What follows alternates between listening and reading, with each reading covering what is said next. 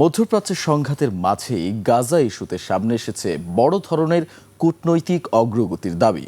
মার্কিন president Donald Trump বলেছেন হামাসকে নিরস্ত্র করার বিষয়ে সমঝোতা হয়েছে।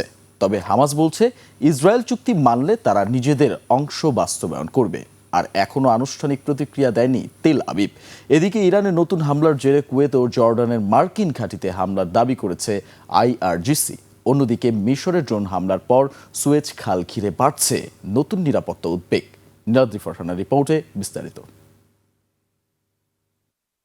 গাজা বোর্ড অফ পিস চুক্তির আওতায় হামাস ও গাজার অন্যান্য সশস্ত্র গোষ্ঠীকে নিরস্ত্র করার বিষয়ে সমঝোতার দাবি করেছেন মার্কিন প্রেসিডেন্ট ডোনাল্ড ট্রাম্প। ট্রাম্প জানান, নিরস্ত্রীকরণ ধাপে ধাপে সম্পন্ন হলে গাজা থেকে সেনা প্রত্যাহার করবে ইসরায়েল। এরপর আন্তর্জাতিক স্থিতিশীলতা বাহিনী এবং নতুন ফিলিস্তিনি পুলিশ বাহিনী গাজার নিরাপত্তার দায়িত্ব নেবে। এই সমঝোতা গাজা পুনর্গঠনের পথ খুলে দেবে। তবে হামাস জানিয়েছে, চুক্তি বাস্তবায়নের শর্ত হলো ইসরায়েলকে আগে নিজের সব প্রতিশ্রুতি পালন করতে হবে। একই সঙ্গে গাজা থেকে নেতানিয়াহু বাহিনীর সরে যাওয়া এবং পুনর্গঠন কার্যক্রম শুরু হওয়ার পরই নিরস্ত্রীকরণের ধাপ কার্যকর হবে।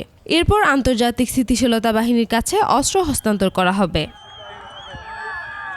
এদিকে ট্রাম্পের ঘোষণার পর আনুষ্ঠানিক কোনো প্রতিক্রিয়া জানায়নি ইসরায়েল। তবে মিশরের কায়রোতে যুক্তরাষ্ট্র, কাতার ও তুরস্কের মধ্যস্থতায় গাজায় যুদ্ধবিরতির দ্বিতীয় ধাপের বৈঠক হওয়ার কথা রয়েছে।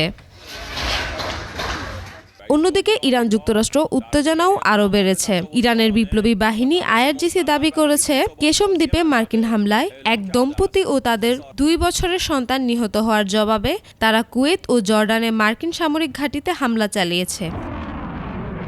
এছাড়া মিশরের দামিয়েত্তা বন্দরের কাছে ড্রোন হামলায় 2টি গ্যাসবাহী ট্যাঙ্কার ক্ষতিগ্রস্ত হওয়ার পর সুয়েজ খাল ও সুমেদ পাইপলাইন ঘিরে নতুন নিরাপত্তা উদ্বেগ তৈরি হয়েছে।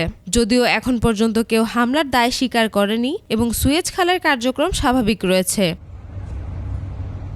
Niladri Farhana, desk report, 21 television.